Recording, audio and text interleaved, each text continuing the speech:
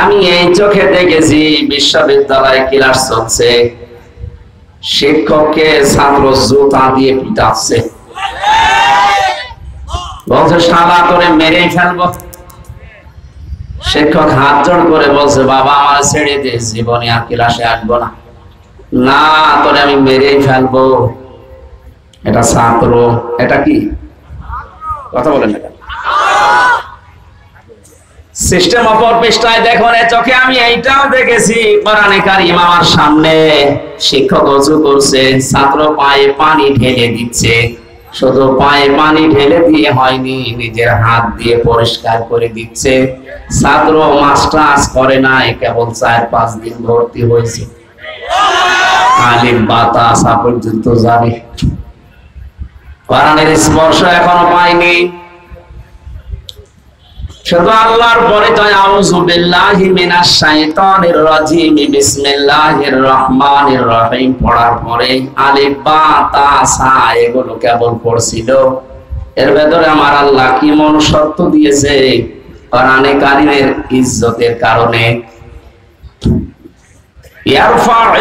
ইয়ারফা'ুল্লাযীনা আমানু মিনকুম ওয়াল্লাযীনা উতুল ইলমা দারাজাত ইলা আখির আয়াত।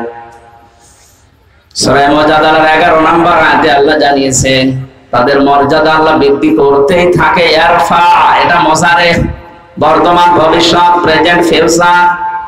আল্লাহ পাক নিজে এখানে কাজ করছেন, নিজে ফাইল। ইয়ারফা'ুল্লাযীনা আমানু মিনকুম, তোমাদের ভেতরে যারা ঈমান আনবে, ওয়াল্লাযীনা উতুল ইলমা দারাজাত, আর যারা দুনিয়াতে ইলম অর্জন করবে তাদের মর্যাদা দিনের পর দিন আল্লাহ বাড়াতেই থাকবে। আমার বন্ধুরা, বাস্তবতা এটা আমরা দেখেছি। পৃথিবীতে শিক্ষিত মানুষ যারা দাবি করে, এরা যত মুরব্বী হয়ে যায়, বয়স যত বেড়ে যায়, এই মানুষগুলোর মর্যাদা তাদের পরিবারস্থ লোক থেকে দুনিয়ার মানুষের কাছে তত কমতে আরম্ভ করে। এর বাস্তব প্রমাণ সাবেক অর্থমন্ত্রী মরহুম আবুল মাল আব্দুল মুহিত। শিক্ষা দীক্ষা, টাকা পয়সা, প্রভাব প্রতিপত্তি, ক্ষমতা কম ছিল আপনার চাইতে, তা না। 53 বছরের ভেতরে যে আপনারা এবার অর্থমন্ত্রী পেয়েছেন, আর এতদিন পর্যন্ত চট্টগ্রাম, সিলেট, ঢাকা, ওই সমস্ত অঞ্চলগুলো বাংলাদেশ নিয়ন্ত্রণ করত। এত প্রভাব থাকার পরও দিন যত গেছে, মানুষের মর্যাদা আমার আল্লাহ পৃথিবীর কাছে কমিয়ে দিয়েছে। এমন কমিয়েছে, সন্তান পর্যন্ত অনেককে বাড়িতে রাখতে চায় না। কয়েকদিন ধরে আপনারা কিছুদিন আগে দেখতেছেন ফেসবুকে একটা ভিডিও খুব ভাইরাল হয়েছিল। 4টা ছেলে 2টা মেয়ে, 6 ভাই বোন মিলে পিতার সম্পদ গুলো সব নিজের নামে লিখে নিয়ে বাবাকে রাস্তায় ছেড়ে দিয়েছে। সুবহানাল্লাহ বলছে না, শুধু নাউযুবিল্লাহ বললে হচ্ছে না, এখানে আলহামদুলিল্লাহ বলা দরকার। এই লোকটাকে 95 বছর বয়সে 6 ভাই বোন মিলে রাস্তায় এমনিতে ছেড়ে দেয়নি, কারণ বেটা সারা জীবনই এই 6টা ছেলে মেয়েকে অনার্স মাস্টার্স করিয়েছে, কিন্তু আল্লাহর পরে যে তার স্থান সেইটাই জানায়নি। এটা জানানোর জন্য যে জায়গাগুলো দরকার সেখানে সে ঘৃণা করত, সে দিত না। এই জন্য তার কপালে কি জুটেছে দেখেন। শুধু তার কপাল না, এই ভিডিওটা দেখার পরে আমার মনে হচ্ছে বাংলাদেশে আজ অনেক মুরব্বীর কপালে এইটাই জুটবে। কারণ বৃদ্ধাশ্রমগুলো খোঁজ নিয়ে দেখেন কোন আলেমের মা বাবা আছে কিনা। কোরআন যারা জানে, বসে পড়ে, তাদের মা বাবা ওখানে আমি পাইনি। আমি যতগুলো বৃদ্ধাশ্রমে ঘুরে ঘুরে দেখেছি, আমার এই ছোট জীবনে প্রায় 25টার উপরে বৃদ্ধাশ্রম দেখলাম। সেই রাঙ্গামাটির লংগদু থানা থেকে শুরু করে বাংলার বিভিন্ন প্রান্তে কোন জায়গায় কোন আলেমের মা বাবা বৃদ্ধাশ্রমে পড়ে কাঁদতেছে আমি পাইনি। কারণ আলেমরা জানে আমার আল্লাহর পরে এই মুরব্বির স্থান আমার কাছে। নিজে খেতে না পারলেও দরকার হয় ভিক্ষা করে খাওয়াবে। অথচ ওই 6টা ছেলে মেয়ের ভেতরে আল্লাহর পরে মা বাবার স্থানে জ্ঞান কোনোদিনও মুরব্বি দেয়নি। তো জানবে কি করে? এজন্য কায়দা কৌশল করে ফাঁকি দিয়ে মা বাবার সম্পদ গুলো নিজেদের নামে 6 জন লিখে নিয়ে মুরব্বির ছেড়ে দিয়েছে। বাদা এটা ছেড়ে দেওয়ার পেছনে যে কয়টা কারণ, তার অন্যতম হচ্ছে 6 ছেলে মেয়ের স্বামী আর তাদের বউগুলো এই মুরব্বিকে এখন তারা বোঝা মনে করে। এই কথা বলে না কেন? যাদের সাথে বিয়ে দিয়েছিল এইগুলো এবং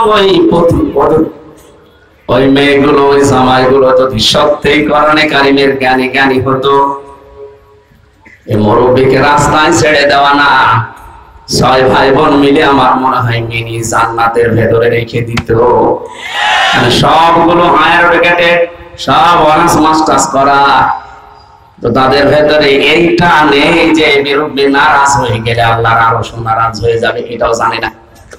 এই শিক্ষা তাকে দেওয়া হয়নি। এখানে আহ্বান জানাচ্ছি হাদিসের আলোকে, যার ভেতরে কোরআন নেই ওটা যেহেতু উজাড় ঘর হয়ে যায়, শয়তানের ঘর। 96% মুসলমানের দেশে আমরা এরকম ঘরের অন্তর নিয়ে বাঁচতে চাই না, আমরা মানুষের অন্তর নিয়ে বাঁচতে চাই। নবীজি যেহেতু নবুয়ত পাওয়ার পরেই আল্লাহর নাম ছাড়া পড়তে রাজি হননি, আমাদের ছেলে মেয়ে প্রজন্ম যারা আসবে তারাও আল্লাহর নাম ছাড়া পড়বে না। এরা যদি মনে করেন রাজনীতি কোন দলের কথা, অপেক্ষা করেন কয়েকদিন পর ওই মুরব্বির মতো আপনারও বাড়ি থেকে বের করে দেবে। কারণ আপনার ছেলে মেয়ে তো জানেন যে আপনি কি, আল্লাহর পরে যে আপনার স্থান ওরা তো জানেই না। এজন্যই তো বারবার আহ্বান জানাচ্ছে যারা দায়িত্বে আছেন শিক্ষা ব্যবস্থায়, 1 থেকে মাস্টার্স পর্যন্ত 100 মার্কের কোরআনে কারীম কম্পালসারি করে দেন। জীবনেও এ দেশে আর কোনোদিন কিয়ামতের আগে বৃদ্ধাশ্রম তৈরি হবে না। বৃদ্ধাশ্রম তৈরি করা হালাল? হারাম। কি বলে? প্রকাশ্য হারাম কাজ এটা। কোরআনে যত ব্যাখ্যামূলক শব্দ আমি পেয়েছি, সবচাইতে বেশি শব্দ পেয়েছি মার বাবার নামে। কোন জায়গায় 3টা, 5টা, 7টা, 9টা, 11টা, 13টা, 17টা, 22টা। এত ব্যাখ্যা দুনিয়ায় কারণ আমি কোরআনে পাইনি। আল্লাহ রাব্বুল আলামিন বলেন আখফিদ লাহুমা জানাহাদ-দুল্লি মিনার রাহমাহ ওয়া কুর রাব্বিরহামহুমা কামা রাব্বায়ানি সাগীরা। আলেম যারা আছেন তাদেরকে বলছে, এবার সারা জীবনে আয়াতটা জন্মের পর থেকে আমরা অনেকে পড়েছি, এর ভেতরে একটা গোপন রহস্য আছে। আমার আল্লাহ কি সেট করেছেন তাকান তো ব্যাখ্যায়। আল্লাহ পাক বলেন আখফিদ, খফজন মানে ডাউন করার পরে ফল করে দেওয়া।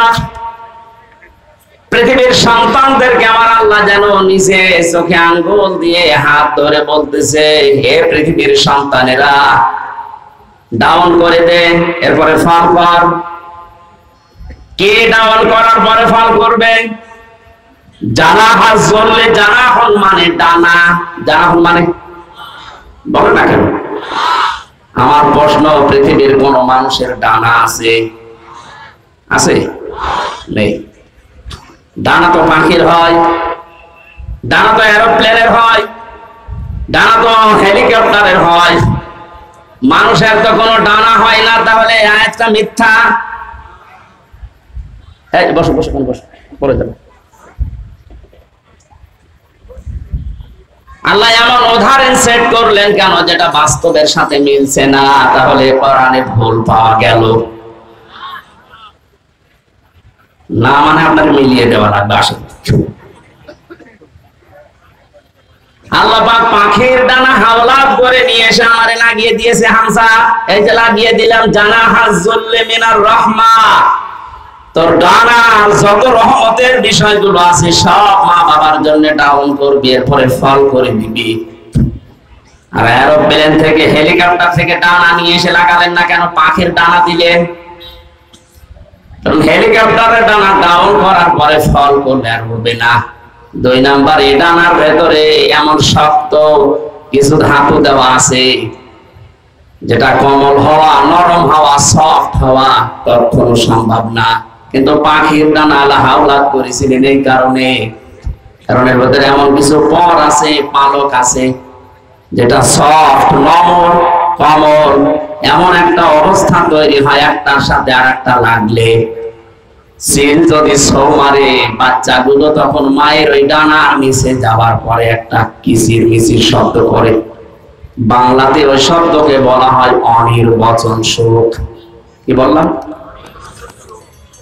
একটা অনির্বাচন শোক বাচ্চারা অনুভব করে। আল্লাহ পাক ঠিক যেন পাখির এই বাচ্চাদের মতো আপনার মার বাবা যতদিন আপনি বেঁচে আছেন আপনাকে বোঝাতে চেয়েছে, হামসা তোর মা বাবা যতদিন দুনিয়ায় আছে তারা যেন এই পাখির বাচ্চার মতো একটা সুখ তোর আন্ডারে থেকে পায়। তারা যেন মনে করে আবার হামসা বেঁচে থাকতে অন্তত আমাদের আর কোনো ঝামেলা নেই, আর কোনো চিন্তা নেই আমাদের। দিনাজপুরবাসী মন থেকে বলেন তো, আমাদের মা বাবা যারা দুনিয়ায় আছে এরা কি এই মনে করতে পারছে? 24 ঘন্টায় অনেকের মুরব্বী আছেন তাই থাকে, না জানি কখন ভাত বন্ধ করে দেয়। হ্যাঁ, এইসব রংপুরের এলাকার মানুষ সহজ সরল, তো এই জন্য কিছু টের পাচ্ছেন না। এই সহজ সরল মানুষগুলো মা বাবাকে খুব ভালোভাবে আদর যত্ন করে, এই জন্য আপনারা বুঝলেন না। এটা যদি আমি কক্সবাজারে বলতাম ওরা টের পেত। এত সম্মান, এত মর্যাদা, এত কিছু আল্লাহ দুনিয়াতে দিয়েছেন এই দুইজনের ব্যাপারে। নিজের ইবাদতের পরে নবীর নাম দেননি, আল্লাহ বলেছেন মার বাবার নাম। وَقَضَى رَبُّكَ أَلَّا تَعْبُدُوا إِلَّا إِيَّاهُ وَبِالْوَالِدَيْنِ إِحْسَانًا। আল্লাহ পাক বলেন আমি ফয়সালা করে দিয়েছি, সিদ্ধান্ত নিয়ে ফেলেছি, রায় দিয়েছি। আমি আল্লাহর রায়কে, আমি আল্লাহ ছাড়া কারো ইবাদত করা যাবে না। পৃথিবীতে যাদের মা বাবা আছে তারা যেন তাদের সেবা করে, তাদের পেছনে খরচ করে, তাদের প্রতি ইহসান করে। এটা আমি বানালাম। বলেন আপনি ইহসান করবেন কি করে? তার একটা একটা করে আল্লাহ এখানে 5টা ব্যাখ্যা দিয়েছেন।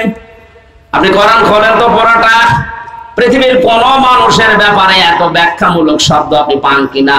পাবেন না আপনি। অথচ দুইজনের নাম এত বেশি আল্লাহ ব্যাখ্যা দিয়েছেন, সেই দুইজনের পরিচয় ওই 6 ছেলে মেয়ে জানে না। এই জন্য 95 বছর বয়সে মুরব্বীকে বাড়ি থেকে রাস্তায় বের করে দিয়েছে, যা আপনারা দরকার নেই।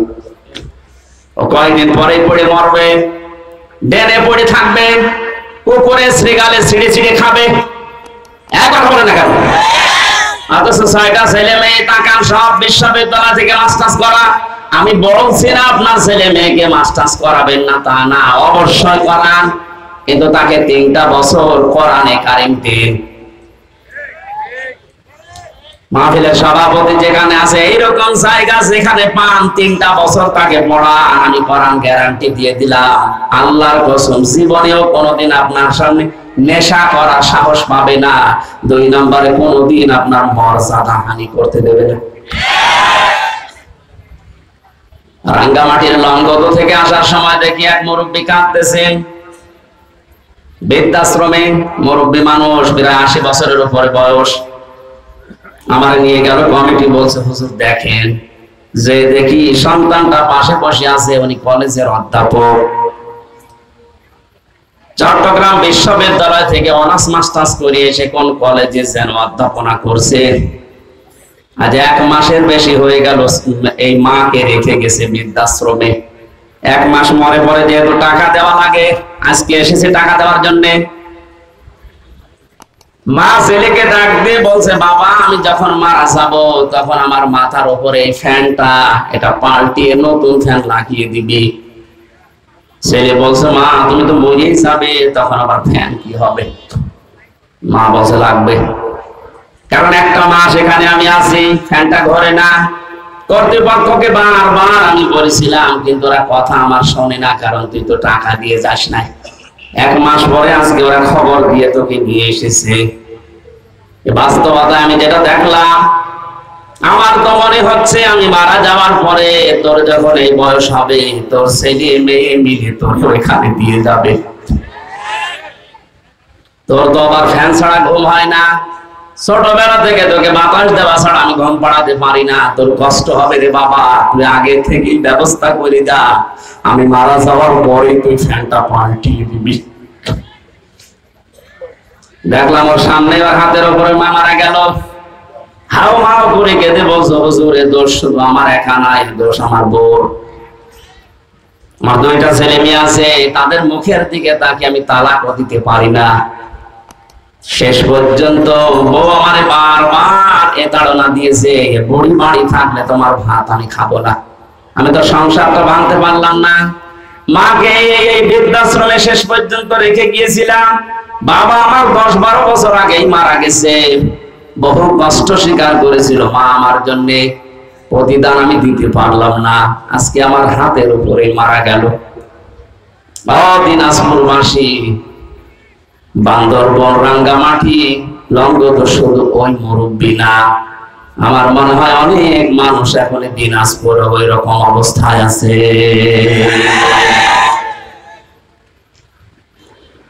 আমি যেটা বোঝানোর জন্য পর্যন্ত এসেছিলাম, ছেলে হোক মেয়ে হোক, আগে 3টা বছর তাকে কোরআনের সাথে পরিচয় করান।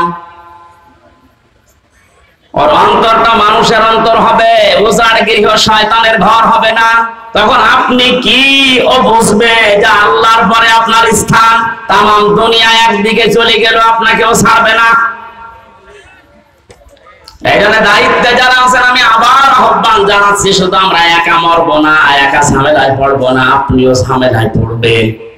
কোরআনে কারীমকে এখন কম্পালসারি করেন, আপনিও বাঁচবেন, আমরাও বাঁচতে পারবো। কথা বলেন ঠিক কিনা? যে কোরআন না থাকলে মানুষের হৃদয় আর হৃদয় থাকে না, শয়তানের ঘর হয়ে যায়, উজাড় গৃহ হয়ে যায়। সেখান থেকে বাঁচাতে আজকের এই যুব সমাজ কোরআন কিছু না কিছু হলেও আমাদের অন্তরে যেন প্রবেশ করে। আয়োজনে যারা আঞ্জাম দিয়েছে, আমরা খুশি হয়ে ধন্যবাদ দিয়ে বলছি আলহামদুলিল্লাহ। নবীজি জানিয়েছেন, মান কারাআল কুরআনা, যে ব্যক্তি কোরআন পড়ে, এদিকে তাকান, মান কারাআল কুরআনা, যে ব্যক্তি কোরআন পড়ে, ফাস্তাজহারাহু, এবং একে ইজহার করার চেষ্টা করে। ইজহার মানে, ইজহার শব্দের শাব্দিক অর্থ 99টা। ইজহার মানে স্পষ্ট করা, ইজহার মানে প্রকাশ করা, ইজহার মানে দাঁড় করানো, ইজহার মানে প্রতিষ্ঠিত করা, ইজহার মানে কায়েম করা। সবগুলো অর্থ একটা একটা করে অভিধানে মিলান আপনি পেয়ে যাবেন। সুতরাং যে ব্যক্তি কোরআন পড়বে এবং কোরআনকে কায়েম করার জন্য চেষ্টা চালাবে, কেন আল্লাহর নবী ফাস্তাজহারাহু দিলেন? নবীজি তো আমাদের মতো বাসাল ছিলেন, আন্দাজে বলতেন নাকি? ওনার প্রতিটি কথার ভেতরে কোনো না কিছু লুকিয়ে আছে। এর পরের শব্দের দিকে তাকান, ফাহাল্লা হালালাহু ওয়া হারামা হারামাহু। এই যে ফা দিয়েছেন মাঝখানে, আগের 2টা শব্দ বলার পরে ফা দিয়ে বাক্য আরম্ভ করলেন কেন? হালাল হারামের কথা এখানে বলার কথা ছিল না। কোরআনকে ইজহার করার পরে তিনি ফাহাল্লা হালালাহু ওয়া হারামা হারামাহু দিয়েছেন এই কারণে। কারণ কোরআন যদি প্রতিষ্ঠিত না থাকে, কোরআন যদি কায়েম না থাকে ব্যক্তি, পরিবার, সমাজ, রাষ্ট্রে, তাহলে ওই দেশে বসবাস করে এমন হালাল জিনিস আছে, এই হালাল যারা মানা যায় না। এটা তো বাংলাদেশে নেই। আমার কথা কি বুঝতেছেন? কোরআন যদি ইজহার না থাকে, কায়েম না থাকে, হারামকে হারাম জানার পরও ছেড়ে দেওয়া যায় না, এমন জায়গা দেশে আছে। এবার শব্দের দিকে খেয়াল করেন, মান কারাআল কুরআনা, শব্দটা কারা দিয়েছেন। তোরা কোরআন শরীফ পড়ে আমি পেয়েছি, কোরআন পড়ার ব্যাপারে যত শব্দ, 3টা শব্দ সবচাইতে বেশি। কারা, রাতালা, তালাওয়া, কয়টা? অবিধান দেখেন, এই তিনটা শব্দের শাব্দিক অর্থের ভেতরে চারটা শর্ত আছে। যে ব্যক্তি কোরআন পড়তে চায় তাকে শুদ্ধ করে পড়া লাগবে।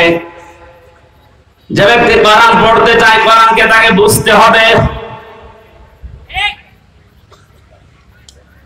আমি নাম নিলাম না, একজন মনে করেন এখানে আছে তার বাবা মারা গেছে, সভাপতি সহ আমার মতো আরো 5 জনকে নিয়ে বছর বছর কোরআন খতম করে দেন, ওরা কোরআন খতম করে ফেললাম, উনি আমাদেরকে খাবার দাবার হাদিয়া তোহফা সম্মান দিয়ে বিদায় করবে না করবে না? বলো না কেন? ওরা কোরআন শরীফ শেষ করে হাদিয়া তোহফা দিয়েছে, খাবার দাবার দিয়ে সম্মান দিয়ে বিদায় দেবে। হঠাৎ করে যদি মহাতামিম সাহেব বলে হুজুর ওই ভাইকে ডাকেন তো, আপনাকে বাড়িওয়ালা ডাক দিয়ে যদি বলে যে পুরা কোরআন শরীফ আমরা খতম করে ফেললাম, কিছু বুঝেছে? উনি বলতে পারবেন? যেহেতু আরবি ভাষায় পড়েছি, মাতৃভাষা আমাদের আরবি না, আপনি বোঝেননি। এবার একটা মাত্র আয়াত আপনাকে আমরা আরবিতে পড়ার পরে একটু বাংলায় শোনাবো, তারপরে আপনি হাদিয়া দেবেন, খাবার দেবেন, বিদায় করবেন, যা করেন আরো বেশি করে করেন। ওনার সামনে আরবি আয়াতটা তেলাওয়াত করেছে সুর দিয়ে, ফাহাল্লা হালালাহু ওয়া হারামা হারামা ওয়া হাল্লাল্লাহুল বাই'a ওয়া হারামার রিবা। এখনো পর্যন্ত উনি বুঝেছেন? বলেন। বাংলায় যদি এবার বলি এটা আল্লাহ জানাতে চেয়েছেন ব্যবসা তোমাদের জন্য হালাল আর সুদ হারাম। আপনি তো এতক্ষণ পর্যন্ত বাবা মরে গেছে এই জন্য আমাদেরকে কোরআন খতম করালেন, কিন্তু আপনি তো সুদ খান। এবার যা টাকা দিয়েছিল, খাবার দিয়েছিল, সব পিটিয়ে বের করবে। কথা বলছেন এখন? আর সম্মান এতক্ষণ যা দিয়েছিল বলবে কি আপনি আমার গোপন জায়গায় হাত দিলে, টাকা আপনাকে দিচ্ছি দাঁড়ান। যেহেতু আমাদের মাতৃভাষা আরবি নাই, এই জন্য আমরা হয়তো বুঝি নাই। গালি দিলে অনেকে মনে করে দোয়া করছে, কিন্তু এই শব্দটাই আবু জেহেল আবু লাহাবের সামনে যখন নবীজি পড়তে, ওরা সুদের মহাজন ছিল। কি ছিল? ওরা বুঝে ফেলেছে যে মোহাম্মদ কি বলতে চায়। তখন আর বাংলা, ইংরেজি, আরবি, ফার্সি, উর্দুতে ব্যাখ্যা করা লাগতো না। আরবি পড়লেই ওরা বুঝতো, কারণ ওদের মাতৃভাষায় আরবি। বাস্তবে বাংলাদেশে এমন অনেক জায়গা আছে হালালকে হালাল জানার পর, হারামকে হারাম জানার পরেও মানা যায় না। কোরআন যেহেতু এজহার নেই, এজন্য আমরা মুসিবতে আছি।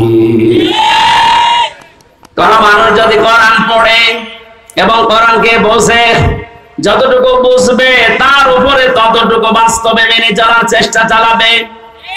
সাহাবায়ে কেরামের 2 পারা 3 পারা পড়তে সারা জীবন লেগে যেত। সূরা নাস আর ফালাক পড়তে হযরত ওমরের 11 দিন লেগেছিল তার জীবনে কেটেছে।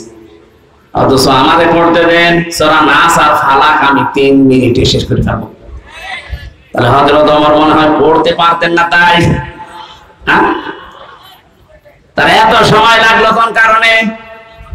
যে আয়াত পড়তেন ওইটা তার প্র্যাকটিক্যাল লাইফে মিলাতেন। কুল আউযু বিরাব্বিন নাস। আল্লাহ পাক বলেন নবী আপনি বলুন আমি আশ্রয় চাই মানুষের রবের কাছে। এখন রব কি? রবের অর্থ প্রধানত 19টা। উনি 19টা বিষয় নিজের জীবনে মিলিয়ে দেখতেন। রব মানে আইনদাতা, রব মানে প্রতিপালক, রব মানে উকিল, রব মানে এরকম যত আছে মিলাতেন, দেখি আমার জীবনে মেলে কিনা। যখন দেখতে রব মানে আইনদাতা, আমার জীবনে আল্লাহর আইন আমি যতটুকু ওই সামর্থ্য আমি মানতে পারছি। রব আমার রিজিক দাতা, আমি আল্লাহ বাদে অন্য কাউকে রিজিকের উপরে ভরসা করি না, মানিও না।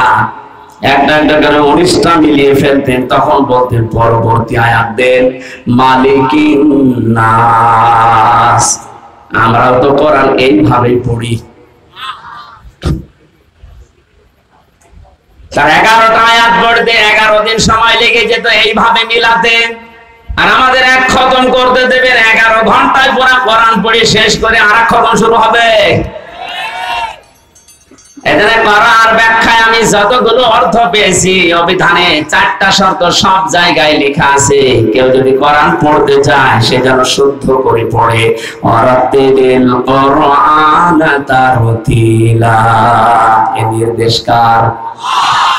আরো জোরে বলেন। 2 নম্বরে কোরআন শুধু পড়লে হবে না, আফালা ইয়াতাদাব্বারুনাল কোরআন। কি হয়েছে তোদের? কোরআন নিয়ে কেন চিন্তা ভাবনা করো না? না বুঝলে আপনি চিন্তা করবেন কি দিয়ে?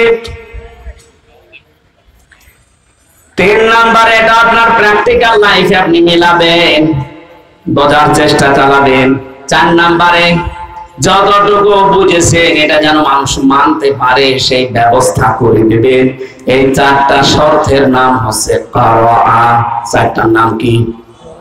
এভাবে যারা কোরআন পড়বে আল্লাহ পাক বলেন আল্লাযীনা আতাইনাহুমুল কিতাবা ইয়াতলুনাহু হাক্কা তিলাওয়াতি, আমি যাদের কিতাব দিয়েছি তারা এর হক আদায় করে, তার মানে 4টা শর্ত মেনে পড়ে। উলাইকা ইউমিনুনা বি, এই মানুষগুলো আমার কোরআনে বিশ্বাসী। বলেন সুবহানাল্লাহ। ওয়া মা ইয়াকফুর বিহি ফাউলাইকা হুমুল খাসিরুন, এই 4টা শর্ত মেনে যারা আমার কোরআন পড়ে না, ওরা কোরআনে বিশ্বাসী নয়, এরা জীবনে ক্ষতিগ্রস্ত হবে। এটা আমি বানালাম। বলেন।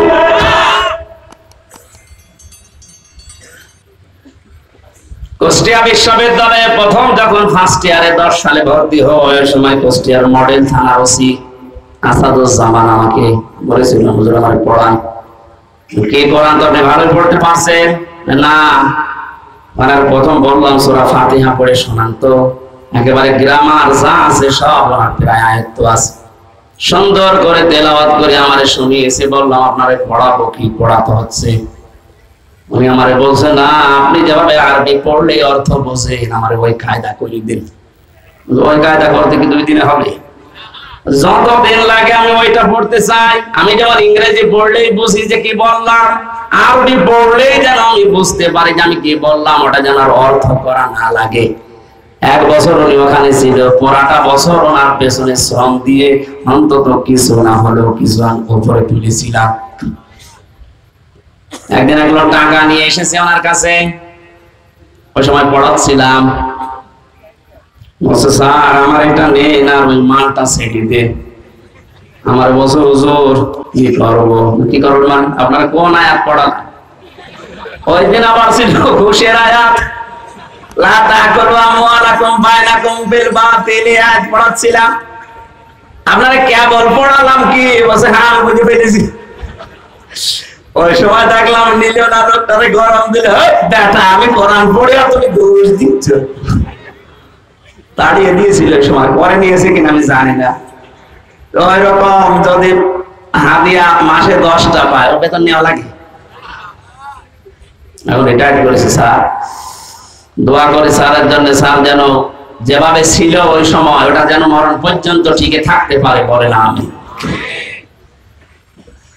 আমার ভাইরা, আমি যেটা বোঝাতে চাচ্ছিলাম, কোরআনে কারীম যারা এই 4টা শর্ত মেনে পড়ে আর একে ইজহার করার জন্য দুনিয়ায় চেষ্টা চালায়, কায়েম করা, প্রকাশ করা, প্রতিষ্ঠিত করা, স্পষ্ট করা, দাঁড় করানো, এটা যদি দাঁড় হয়ে যায় আপনি বাধ্য হবেন হালালকে হালাল জানার পরে মেনে নিতে। আপনি পারবেন না হালালকে হালাল জানার পরে মেনে না নিতে পারবেন না, এ পরিবেশ তৈরি হয়ে যাবে। কারণ জনগণের ভেতরে যখন কোরআনে কারীম প্রতিষ্ঠিত থাকবে, আপনি বাদশাহ, আপনি মন্ত্রী, আপনি মেয়র, যত বড় দায়িত্বে থাকেন না কেন, যারা আপনার আন্ডারে থাকবে ওদের বুকে এমন সাহস তৈরি হবে, সামনে থেকে প্রতিবাদ করবে। আপনি দাঁড়ান। হযরত ওমরের জামানায় যেহেতু কোরআনে ঝাঁ ছিল, বক্তব্য দিচ্ছিলেন মসজিদে নববীতে, এক সাহাবী উঠে বললেন, খলিফাতুল মুসলিমিন, আমিরুল মুমিনিন, আপনার বয়ান বক্তব্য বন্ধ করেন। কেন?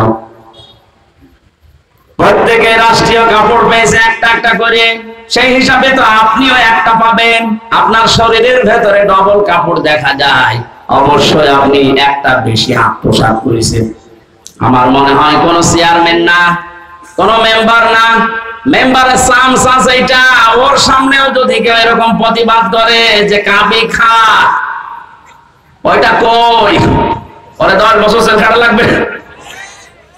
আর সরাসরি প্রেসিডেন্টের সামনে দাঁড়িয়ে প্রতিবাদ করছে সাধারণ একজন মানুষ। হযরত ওমর ওই বয়ান বন্ধ করে দিয়েই বললেন, আল্লাহর নবীর সাহাবীরা, ঠিক আছে আমি ওর জবাবটা আগে দিয়ে নেই, আমি নিজে দেব নাকি আমার সামনের কাতারে আমার ছেলে আব্দুল্লাহ আছে ও দেবে? হযরত আব্দুল্লাহ বললেন, বন্ধুরা প্রত্যেকে একটা একটা করে কাপড় পেয়েছে, আমিও একটা পেয়েছিলাম, আমার বাবাও একটা পেয়েছে। যেহেতু বাবাকে মাঝে মাঝে বিদেশি প্রতিনিধি দলের সাথে সাক্ষাৎ করা লাগে, জুমার দিন নামাজ আদায় করানো লাগে কেন্দ্রীয় মসজিদে, ঈদের সময় নামাজ পড়ানো লাগে, বাবার এইরকম জামা নেই, এজন্য আমার কাপড়টাও বাবাকে দিয়েছি, 2টা কাপড় মিলে বাবা আমার কাপড় তৈরি করেছে। কারণ যদি এসহার থাকে, কায়েম থাকে, ও দেশে আপনি উল্টা পাল্টা করে নিজে বাঁচতে পারবেন না, আপনাকে বাধ্য করবে কোরআন। এই ফাস্তা সাহারাহর ব্যাখ্যায় আমি টিকার ভেতরে পেয়েছি, খলিফাতুল মুসলিমিন হযরত ওমর রাষ্ট্রের দায়িত্ব পালন করে এশার নামাজের পরে বাড়িতে আসলেন, বারান্দার দিকে তাকিয়ে দেখলেন একটা লাশ, শিশু বাচ্চা 12টা টুকরা করে কে যেন রেখে গেছে।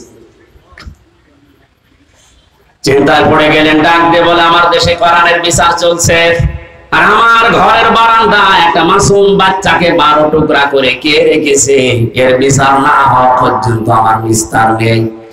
তদন্ত কমিটি গঠন করলেন, 3 দিনের ভেতরে রিপোর্ট দেবে। মানুষ পায় না, রিপোর্ট দেবে কি?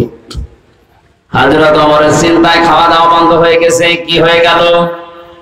আমার দেশে একটা অবৈধভাবে মানুষ মারা গেল, তার একটা নিষ্পাপ মানুষ, আমি কিছুই করতে পারলাম না এতক্ষণ পর্যন্ত।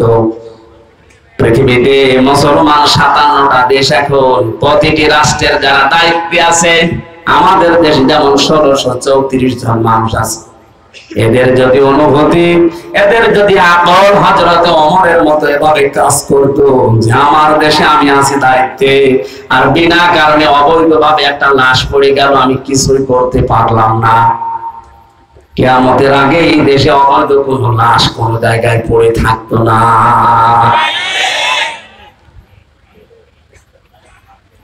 আমার মাথা নষ্ট হয়ে গেছে, কি হয়ে গেল কিছু পর্যন্ত এখনো আমার কাছে রিপোর্টই আসে না।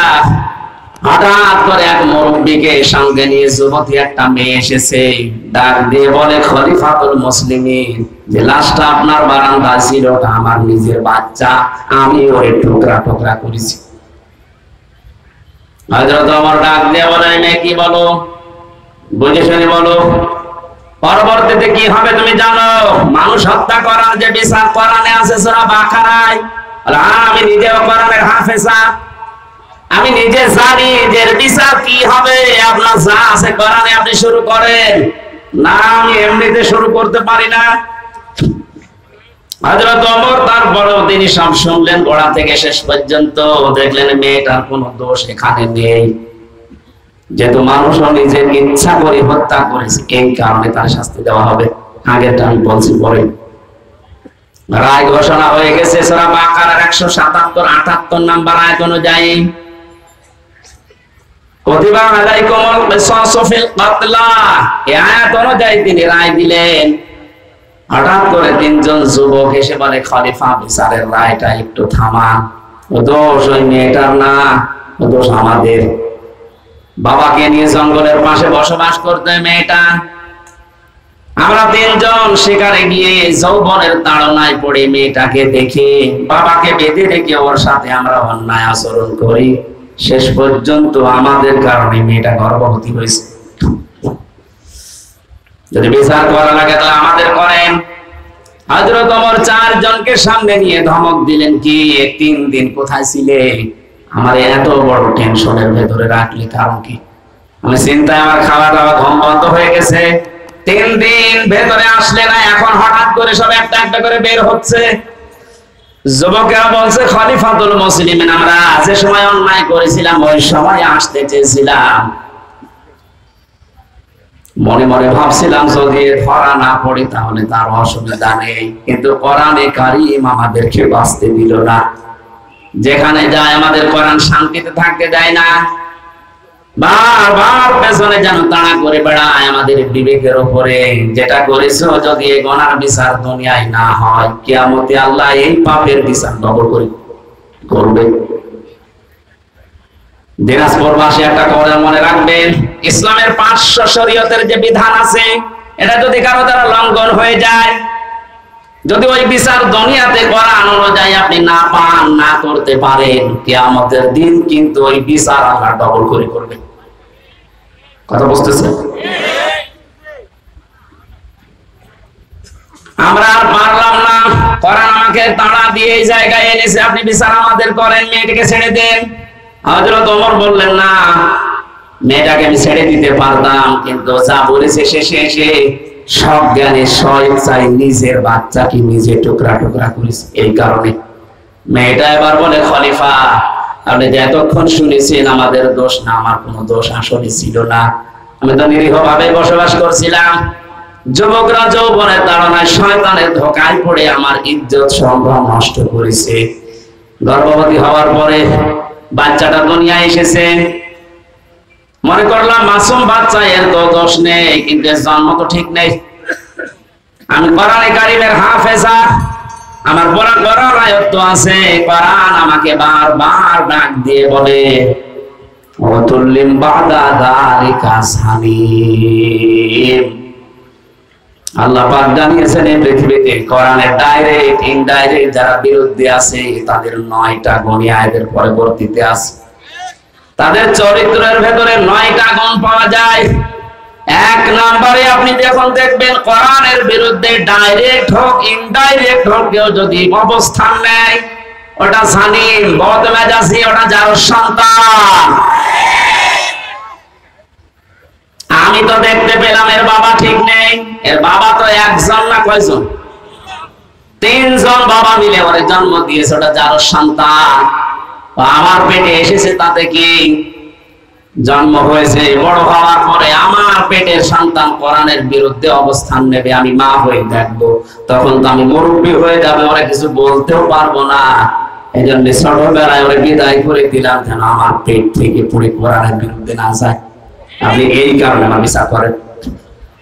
আমি ঘটনা বলার উদ্দেশ্য না, ফাস্তা জাহারাহু পড়তে যে আমি পেয়েছিলাম, কোরআন যদি এজহার থাকে, কোরআন যদি কায়েম থাকে, আমরা গুনাহগার, গুনাহ আমরা করবই, কারণ এটা আমাদের অভ্যাস, আমাদের স্বভাব। কিন্তু কোরআন আপনাকে বেঈমান হয়ে মরতে দেবে না। গুনাহ করলেও দুনিয়া থেকে বিদায় নেওয়ার আগে এমন কায়দায়, এমন কৌশলে, এমন জায়গায় ফেলবে আপনি যেন নিষ্পাপ হয়ে মারা যেতে পারেন, মরণের পরে পাপের শাস্তি দেওয়ার পাওয়া না লাগে। এজন্য কোরআনে কারীম যদি আমরা ইজহার করার চেষ্টা করি, হালালকে হালাল আমরা মানতে পারবো, হারামকে হারাম জানার পরে আমরা মানতে পারবো। আর যদি ইজহার না থাকে, আপনি যত সুফিগিরি করেন, এই যে টুপিটা মাথায় দিয়েছি মনে করছেন অনেক সুন্দর লাগছে দেখতে, এর ভেতরে সুদ আছে। প্রশ্ন আসতে পারে, আপনি 200 টাকা দিয়ে টুপিটা কিনে নিয়েছেন, আপনার তো সুদের টাকা না। হ্যাঁ ঠিক আছে, কিন্তু এই টুপিটা যে ফ্যাক্টরিতে তৈরি হয়েছে, ফ্যাক্টরির মালিক লোন নিয়েছে, এক কথা বলছে না। যতদিন পর্যন্ত দেশে যাকাত ভিত্তিক অর্থনীতি কায়েম না হবে, তার মানে কোরআন কায়েম না হবে, ততদিন আপনি ফেরেশতা জিবরাইল যদি দিনাজপুরে বাস করে, ও ডাইরেক্ট ইনডাইরেক্ট সুদখোর।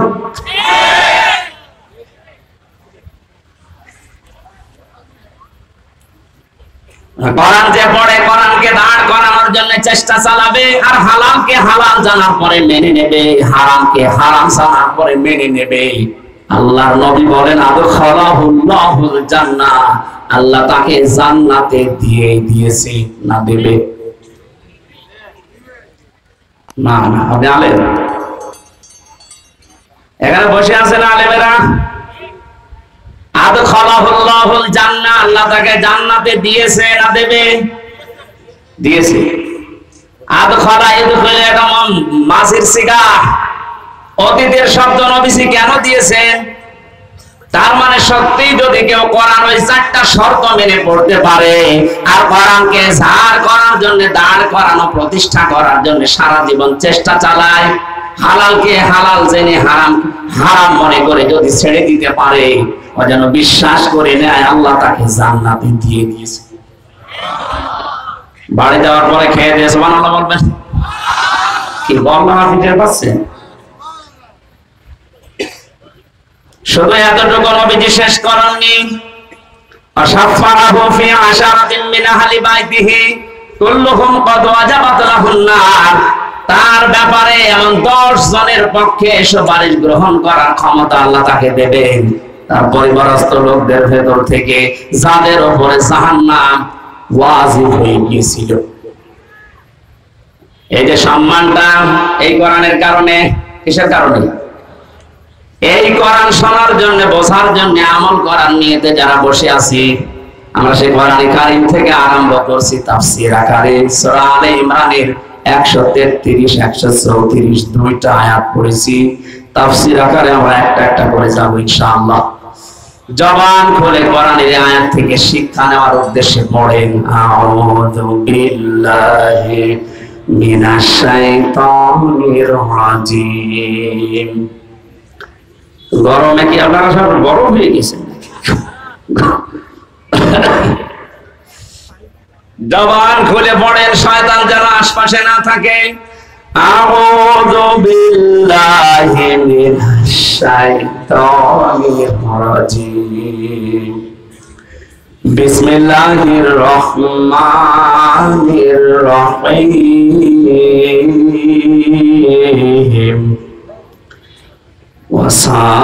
وسارعوا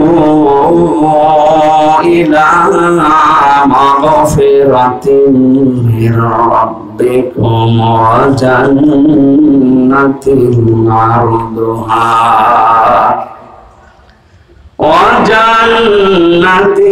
عرضها السماوات والأرض أعدت للمتقين।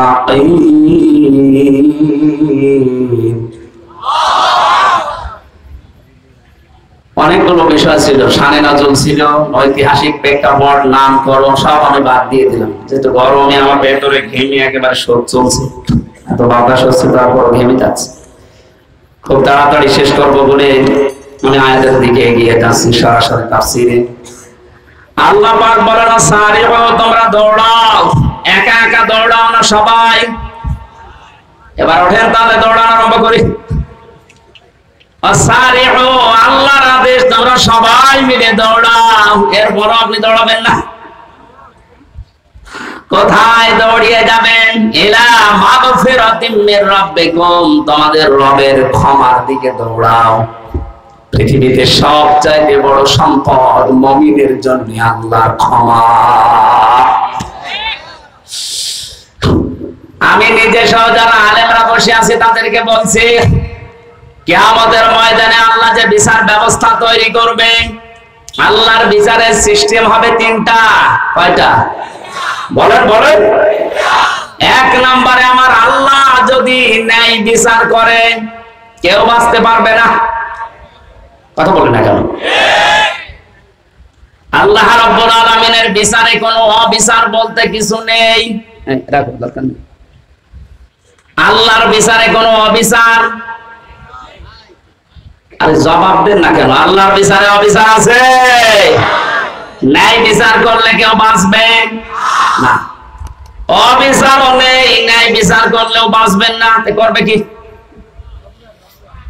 আল্লাহ পাক যদি ক্ষমা করে দেয় দয়া করে কাউকে, তার গফফার নামের খাতিরে এই লোকটা শুধু জান্নাত পাবে। নবীজি মাঝে মাঝে বলতেন আল্লাহর ক্ষমা ছাড়া কেউ জান্নাত পাবে না। সাহাবীরা বলেন, হে নবী আপনি?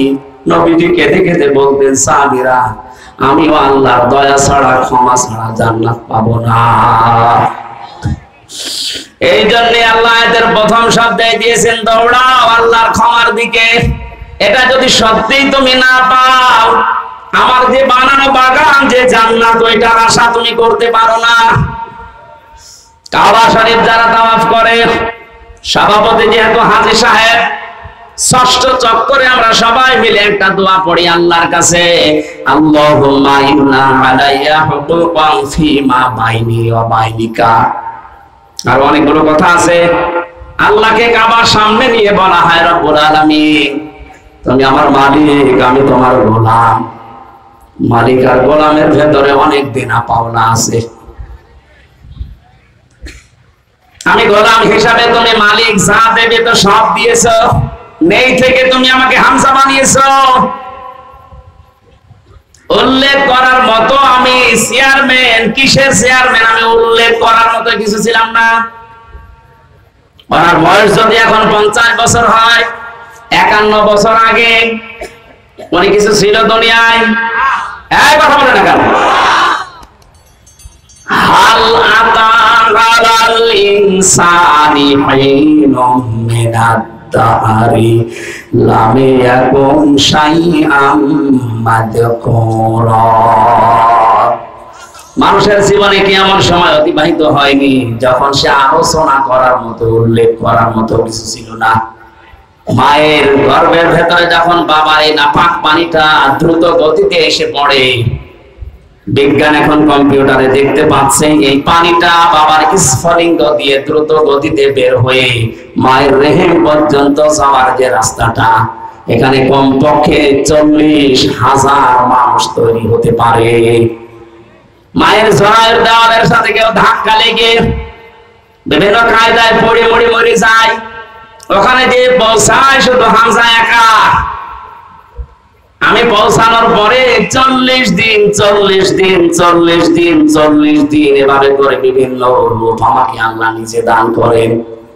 ওয়াজআলা লাকুমুস সামআ ওয়াল আবসারা ওয়াল আফইদা। সূরা নাহাল 14 নম্বর পারা, 14 নম্বর পৃষ্ঠার 14 নম্বর লাইনের 78 নম্বর আয়াতের মাঝের অংশে আছে। আল্লাহ বলেন শ্রবণ শক্তি, দর্শন শক্তি, বাক শক্তি, আঁকের শক্তি আর গ্রাণ শক্তি, এই 5টা আমি আল্লাহ আমার রব নামের কারণে হামজাকে দিয়েছি। বাবার যে নাপাক পানিটা বের হয়েছিল, বিজ্ঞান এখন প্রমাণ করছে এই নাপাক পানিটা দিয়ে মহান আল্লাহ এই যে 40 দিন পার হয় মনে করছেন এমনি এমনি না। এটা দিয়ে আল্লাহ 4টা জিনিস 40 এর ভেতরে তৈরি করে ফেলেন। চুল, রক্ত, হাড় আর পর্দা, রক্ত, গোশত, চর্বি আর চামড়া। মায়ের রেহেমে যে নাপাক পানিটা ছিল এটা দিয়ে 4টা, বাবারে নাপাক পানি দিয়ে 4টা, 8টা জিনিস এক হয়।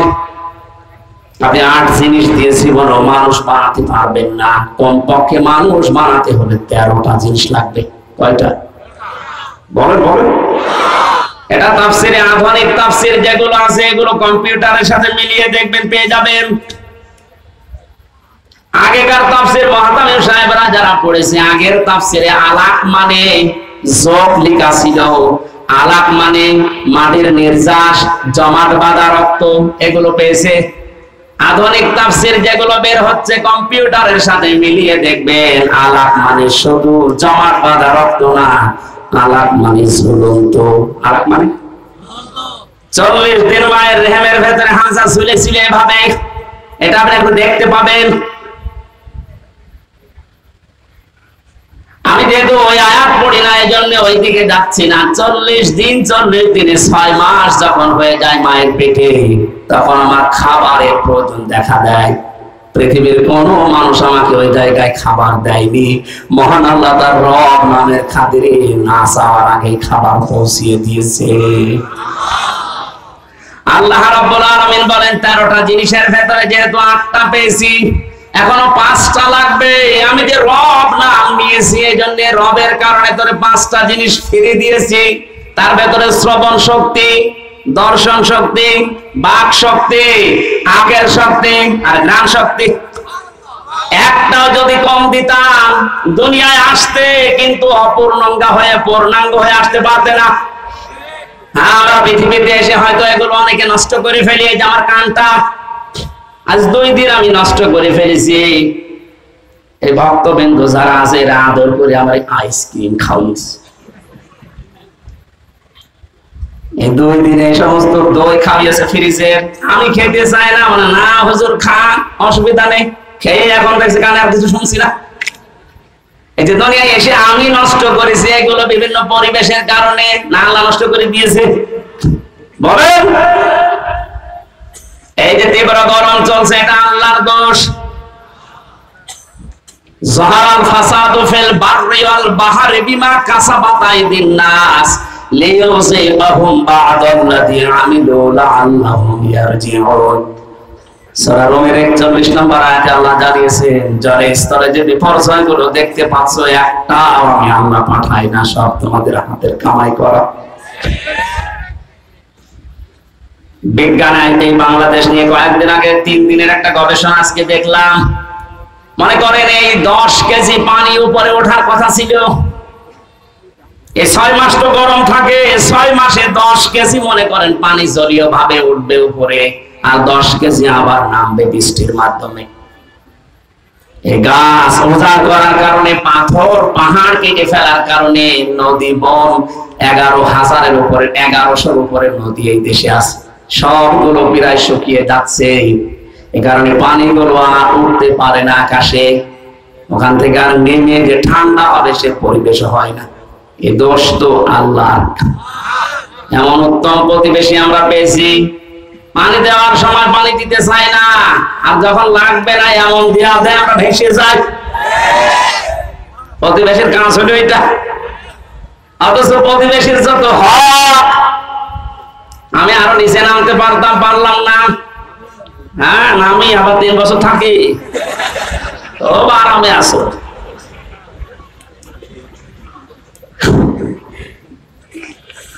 বিভিন্ন ধর্মীয় গোড়ামি বিশ্বাসের কারণে ওই সমস্ত জাতিরা তারা বিভিন্ন জিনিস পুড়িয়ে ফেলে, অথচ ওগুলো পুড়িয়ে ফেলার নিয়ম না, মাটির নিচে পুঁতে ফেলার নিয়ম। ওগুলো যেন পচে সার হয়, ওগুলো যে জমি উর্বর হয়, এই নিয়ম ছিল ইসলামের।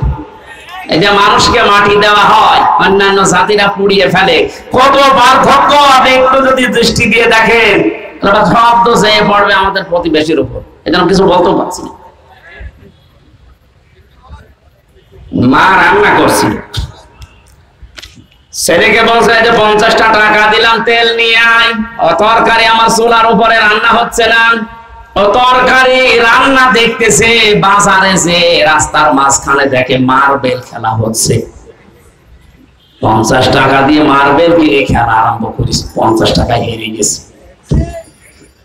3 ঘন্টা পরে বাড়িতে আসছেন না, তো সেরকম রেগে আছে। ওই যে তরকারি যেটা চুলায় দেয় আর নাড়ে, ওর নাম কি? ও যখন বাড়িতে এসেছে ডাক দিয়ে বলে, ওই হামজা, টাকা কই? কথা বলে না। তেল কই? কথা বলে না। 3 ঘন্টা কোথায় ছিলি? কথা বলে না। 3টা প্রশ্নের জবাব আমার জানা নেই। আসতে বলেন, আমি বললেই মার খাবো, না বললেও কথা বলে। প্রশ্নের জবাব গুলো কি আমার জানা নেই?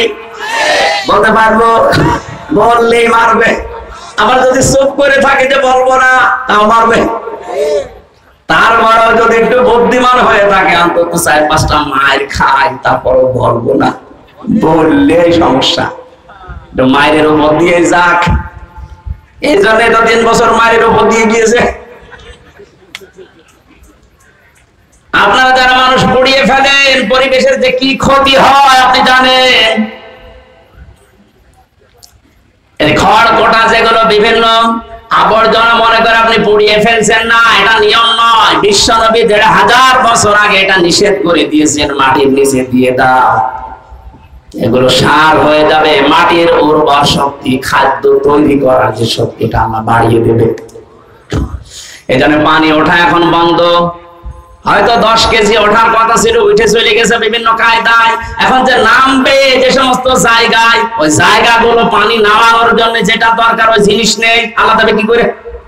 আমরা তো গাছ কেটে সব শেষ করে ফেলি, পাহাড় গুলো উজাড় করে ফেলি। এরপরে যেখান থেকে আসা দরকার 1100 বিল খাল নদী নালা যদি ভরাট থাকতো, এত গরমের ভেতরে আমাদের এই কয়দিন কষ্ট করা লাগতো না। পাপের ফসল আমরা পেয়েছি। আল্লাহ বলেন, আমি একটু মজা চাকাই মাঝে মাঝে, দেখো ফিরে আসে কিনা। বাঙালি এমন চাক, ফিরে আসা দূরের কথা, আল্লাহর সমস্ত আযাব আসার পরে মন্তব্য দেয় টকশোতে বসে বসে যে এগুলো প্রাকৃতিক দুর্যোগ, তেমন কিছু না। বেটা প্রাকৃতিক দুর্যোগ বলে কিছু নেই, সব আমাদের হাতের কামাই করা ফসল। পৃথিবীর যেই দেশে প্রকাশ্য জেনার ব্যভিচার বেড়ে যায়, মহান আল্লাহ তখন সঙ্গে সঙ্গে দেশে গজব নাজিল করার সিদ্ধান্ত নেয়। বাস্তব প্রমাণ দুবাই। কথা বলে না কেন? আমেরিকায় এত জেনা হয় না। বড় বড় ভবনগুলো সব জেনার কারখানা। আল্লাহ শরীরের বাইরে চলে গেছে, বিমানবন্দর পর্যন্ত ভাসিয়ে দিয়েছে। যা এখন এই ঘাস শুকিয়ে উঠতে ওদের 10 বছর লাগবে। দুবাইয়ের মতো এত উন্নত জায়গাগুলো যদি আল্লাহ কয়েক ঘন্টায় ধ্বংস স্তূপে পরিণত করে দিতে পারে, আমাদের দেশকে কিছুই করতে পারবে না, কারণ আমরা করোনা মোকাবেলা করে ফেলেছি।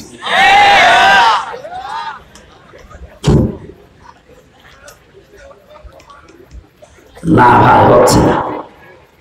আমরা যেন ফিরে আসি, আল্লাহ আযাব গজবগুলো মাঝে মাঝে পাঠায়, লিইউসিবাহুম বা'দাল্লাযী আমিলু লাআল্লাহুম ইয়ারজিউন। আমরা তো ফিরে আসি না, আমাদের বিদ্যা আরো বাড়ে। জোরে বলেন নাউযুবিল্লাহ। আজ আমাদের এই পাপের ফসলের কারণে হাজারো সৃষ্টি কষ্ট পাচ্ছে। বলেন,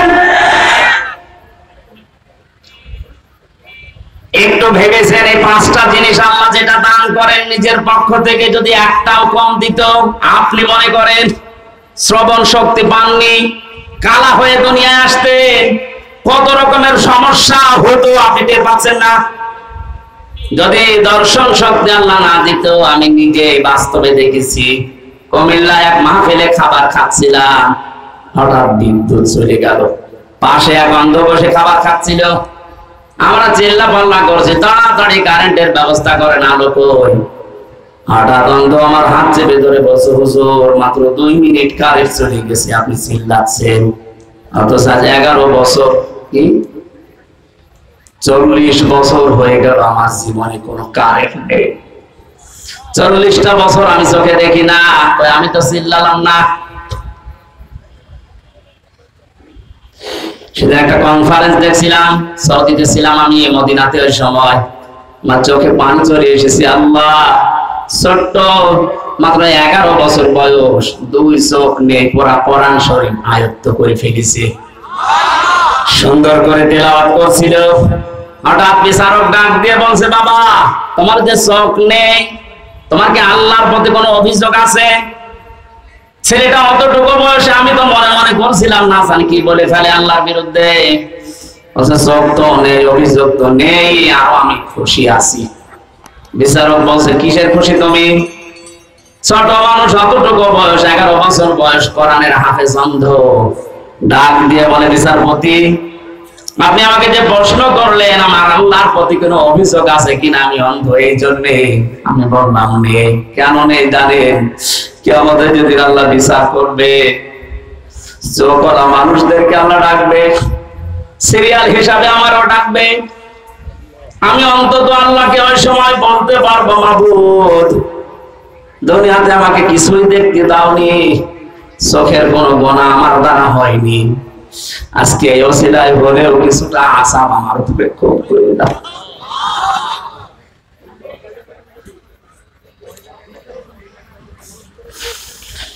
কাবার সামনে নিয়ে মানুষ এই কথাগুলো আল্লাহকে শোনাচ্ছে, আল্লাহুম্মা ইন্না আলাইয়া হুকুকান ফিমা বাইনি ওয়া বাইনিকা।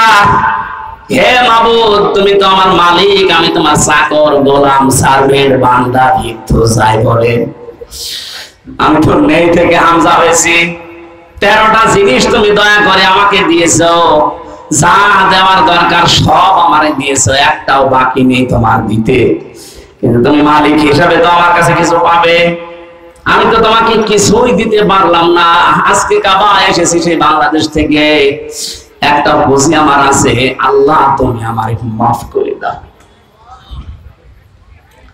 আল্লাহ বলেন ক্ষমার দিকে দৌড়া। এটা যদি না পায় জীবনে, তারপর জীবনটাই ব্যর্থ। ফেরাউন ক্ষমা পায়নি, এজন্য 650 বছর রাজত্ব করে ওর জীবন ব্যর্থ। বলেন আজ যারা 41 সাল 71 সাল টার্গেট দেন, 71 না, কিয়ামত পর্যন্ত যদি আপনি হায়াত পান আর ক্ষমতায় থাকেন, আল্লাহ পাক যদি আপনাকে মাফ না করে, আপনার পুরাটা জীবন ব্যর্থ। কি করবেন আপনি জীবনে? না সন্তান আদি বেশি জন্ম দিলেন, বেশি খাবার খেলেন, বেশি দিন বেশি থাকলেন, এই শেষ। আপনি একদিন না একদিন তো মরবেন, মাস্ট বি মরবেনই। কারণ আপনার চাইতে বড় লোক যিনি, মুহাম্মদ রাসূলুল্লাহ, এত বড় দামি মানুষ মারা গেছে। জীবন এটাই। এই ধোঁকাটা আমরা আসলে এখনো পর্যন্ত অনেকে বুঝার পরও না বোঝার ভান করে থাকি। কোরআন আমি হাতে নিয়ে বলছি, পৃথিবীতে স্ত্রী ধোঁকা, সন্তান আদি ধোঁকা, মা বাবাও ধোঁকা, পুরা দুনিয়াটাই ধোঁকা। আমাল হায়াতুদ দুনিয়া ইল্লা মাতাউল গুরুর। আল্লাহর কথা 100% সত্য। আল্লাহ বলেন পুরা দুনিয়ার জীবনটাই ধোঁকা, এর ভেতরে পড়ে থেকে আসল জীবনটা নষ্ট করো না। দৌড়াও, আমি আল্লাহর ক্ষমা পাও কিনা এইটার দিকে দৌড়াও। জান্নাতিন আরদুহা, ওই জান্নাতের দিকে দৌড়াও যে জান্নাতের প্রশস্ততা আকাশ আর জমিনের চাইতেও বিস্তৃত। উইদ্দাত লিল মুত্তাকিন, যেটা আমার পরহেজগার, যেটা আমি আল্লাহ আমার আধুনিক বান্দাদের জন্য পরহেজগার, আল্লাহওয়ালা, তাকওয়াবান। ভদ্রলোক শব্দটাও আছে তাফসিরে। যারা ভদ্রলোক, তাকওয়াবান, আমি আল্লাহ তাদের জন্য আমার এই বিশাল বাগানটা তৈরি করে প্রস্তুত করে রেখে দিয়েছি। এবার আসেন তো আমার আসল আলোচনার বিষয় শুরু করছি। আল্লাহ যে বলেন উইদ্দাত লিল মুত্তাকিন, আমার মুত্তাকি বান্দাদের জন্য বাগান আমি রাখলাম। হাদিসে কুদসির ভেতরে পড়েছি, আল্লাহ রাব্বুল আলামিন হাদিসে কুদসি এটা আ'তাদতু লিইবাদিহিস সালিহিন মা লা আইনুন রাআত ওয়ালা উযুনুন সামিআত ওয়ালা খাতারা আলা কলবি বাশার। নবীজিকে দিয়ে আল্লাহ বলাচ্ছেন, নবী আপনি বলেন আমার বান্দার জন্য এমন বাগান, এমন জান্নাত আমি তৈরি করে রেখেছি কোনদিন কোন মানুষের চোখ দেখে নাই, কোনদিন কোন কান শোনে নাই এর বর্ণনা। আমি আর কতটুকু বর্ণনা দিতে পারবো তাফসীর দিয়ে?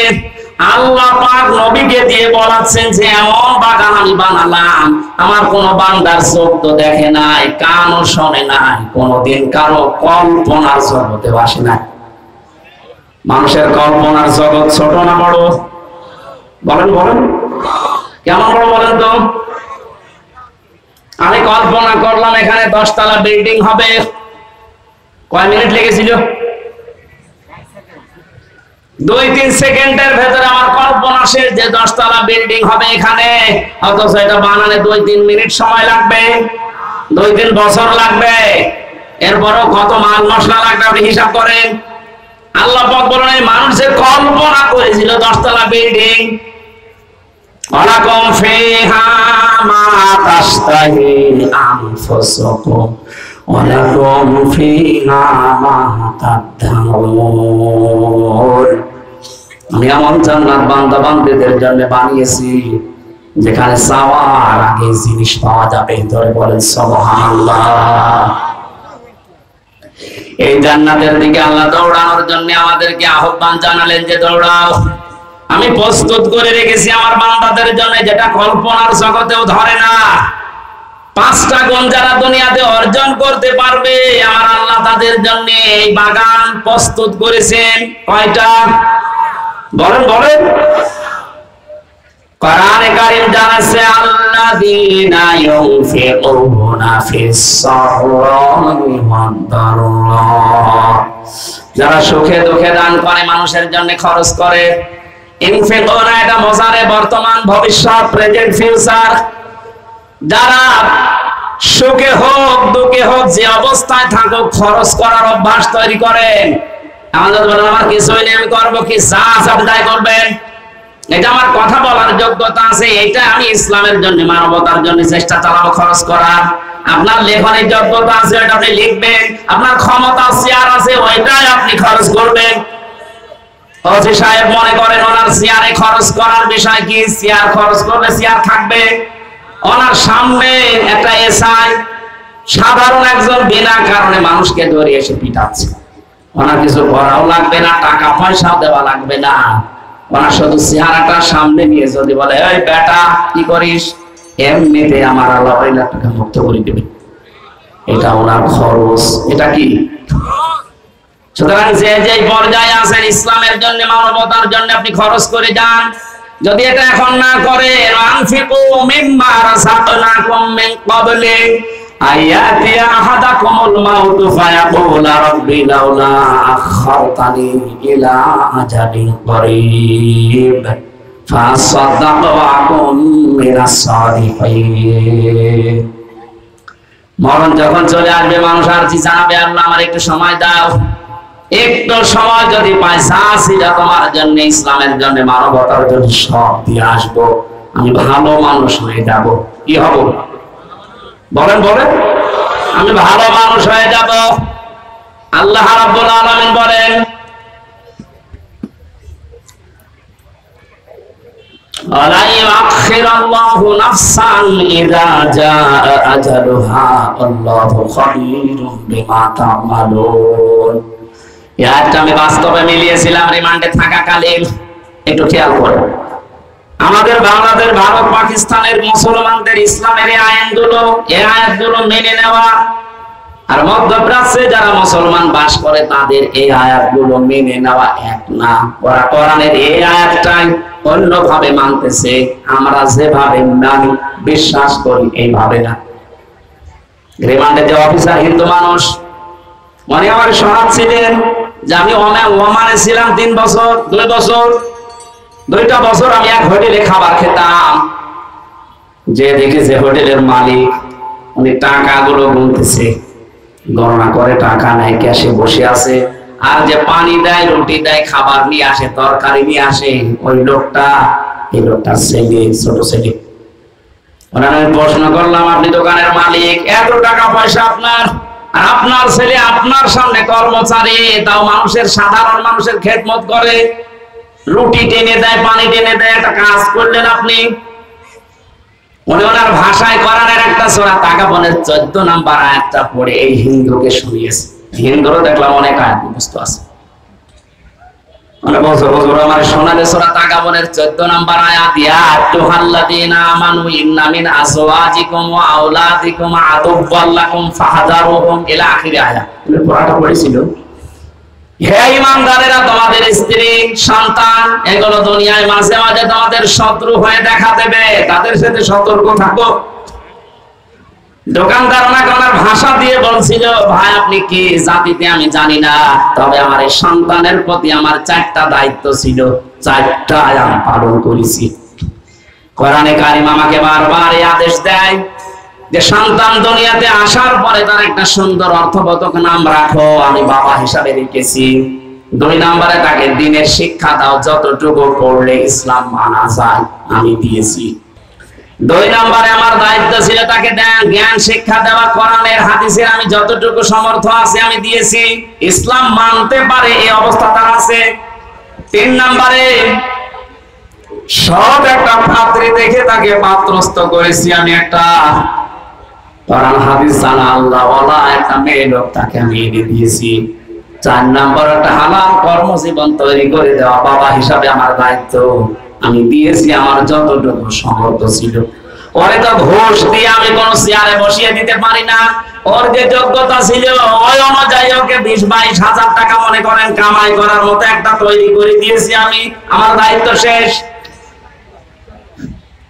আমাদের দেশে কোরআনের এই আয়াত পড়ার পরে মানার সিস্টেম কিন্তু এটা ছিল না। অনেকের সন্তান যে চেয়ারে বসার যোগ্য না, 10 লাখ টাকা দিয়ে হলেও ঘুষ দিয়ে চেয়ারে বসিয়ে দিচ্ছে। আমি নিচে নামতে পারলাম না, যারা দুঃখিত। আমার ভাইরা, আমি যেটা বোঝাতে চাই, আল্লাহ রাব্বুল আলামিন খরচ করার জন্য যে নিয়ম নীতিগুলো আমাদেরকে দিয়েছেন, আপনি সুখে থাকেন, দুঃখে থাকেন, যে অবস্থায় থাকেন, অভ্যাসটা জারি রাখবেন, আপনি খরচ করবেন। ওয়াল কাযিমিনাল গায়জ ওয়াল আফিনা আনিন নাস। আল্লাহ পাক বলেন, যারা রাগ চেক দেয়, রাগকে যারা চেক দিতে পারে, রাগ হওয়ার পরে চেক দেওয়া, এটা বড় মুজাহিদের কাজ। মানুষকে যারা মাফ করে দেয়, ক্ষমা করে দেয়, এই সুযোগটা আমরা যেন হাতছাড়া না করি। দুনিয়াতে যদি সমর্থ থাকার পরেও কোন মানুষকে একটা অপরাধ মাফ করে দেয়, কিয়ামতে মহান আল্লাহ আমার ৭০টা অপরাধ নিজ গুণে মাফ করে দেবে। এই মানুষগুলোকে আল্লাহ সবচাইতে বেশি ভালোবাসেন বলে ঘোষণা দিয়েছেন। এরপর বাকি যে কয়টা আছে আমরা তাফসীর আকারে বলবো। বারবার যে কাগজ পাঠাচ্ছে, ওদের কালেকশন হয়নি, টাকা তুলে দেন। এখন টাকা তুলে মানুষ দেবে? যতটুকু যা সামর্থ্য আছে এখনো দেওয়ার মতো পরিবেশ পাননি, দেননি। ওনারা যাচ্ছে যেন আগামীতে এটা একবার বন্ধ হয়ে না যায়। এই জন্য যারা যাচ্ছে ২-৩ মিনিটের ভেতর ওনাদের কাছে দিয়ে দিন। এই ছেলে কই, এটা করো তো ঝামেলা বারবার। কি হলো, লোকজনই নেই তো কারে কি বললাম? নিজেরা দায়িত্ব নিয়ে কাজটা তৈরি করে দিন। তো যুবক যারা আছেন যে ব্যাস মারা ওরা যাচ্ছে, ওনাদের হাতে আপনারা বের করে দিন। ২-৩ মিনিটের ভেতরে দিয়ে দেবেন ভাই, এরা যেন একেবারে হতাশ হয়ে না পড়ে। সুবহানাল্লাহ, আলহামদুলিল্লাহ, লা ইলাহা ইল্লাল্লাহ। সুবহানাল্লাহ, আলহামদুলিল্লাহ, লা ইলাহা ইল্লাল্লাহ। এটাতে করো সুবহানাল্লাহ, আলহামদুলিল্লাহ, লা ইলাহা ইল্লাল্লাহ। পারিবারিক জীবনে আমাদের কম বেশি প্রত্যেকের, এমনকি হিন্দুদের পারিবারিক যে সমস্যাগুলো, এটা শুধু মুসলমানদের, হিন্দু খ্রিস্টান মুসলমান যা আছে জাতি পৃথিবীতে সবার কম বেশি পারিবারিক ঝামেলা চলছে। কারণ জেলখানা অনেক হিন্দু বোম মারার অপরাধে যাবজ্জীবন জেল খাটছে।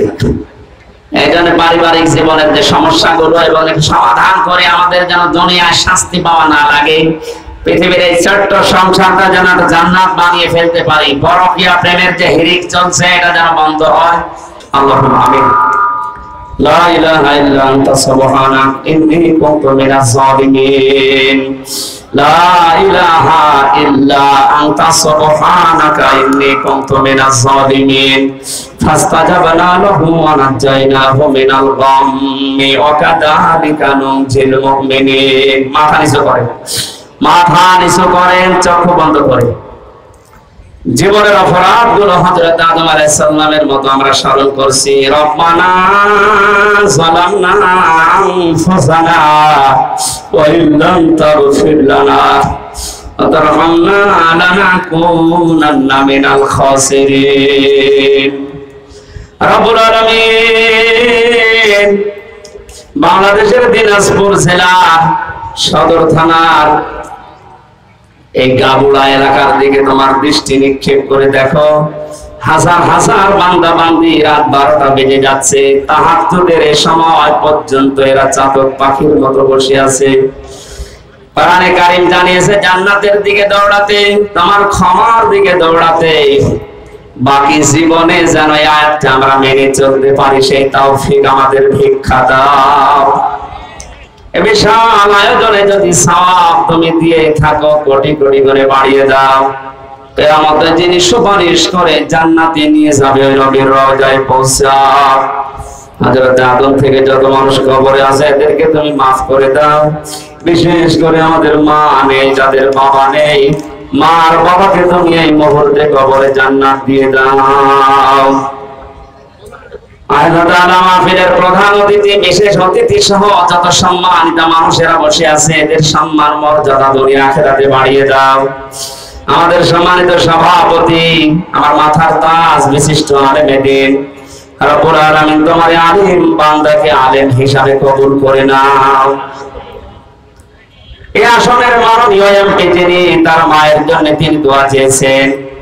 তুমি নিজেই শিখিয়েছো মায়ের জন্য দোয়া করা। রব্বির হামহুমা কামা রব্বায়ানি সাগীরা।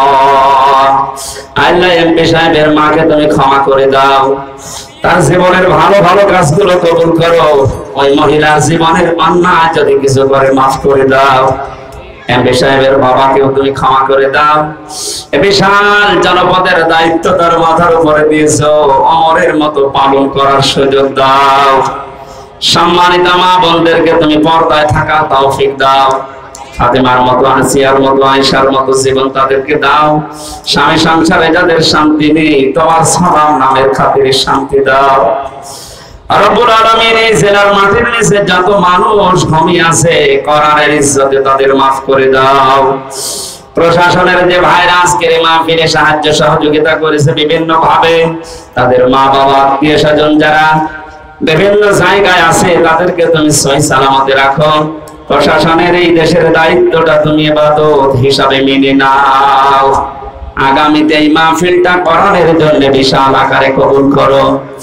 যে যুবকগুলো শ্রম দিয়েছেন না, এই যুবকদেরকে তুমি আর অন্যায় কাজে ফেলে দিও না। মরণ পর্যন্ত এদেরকে হেদায়েতের উপরে থাকার তৌফিক দাও। বারাকাল্লাহু লানা ওয়া লাকুম ফিল কোরআনিল আযীম।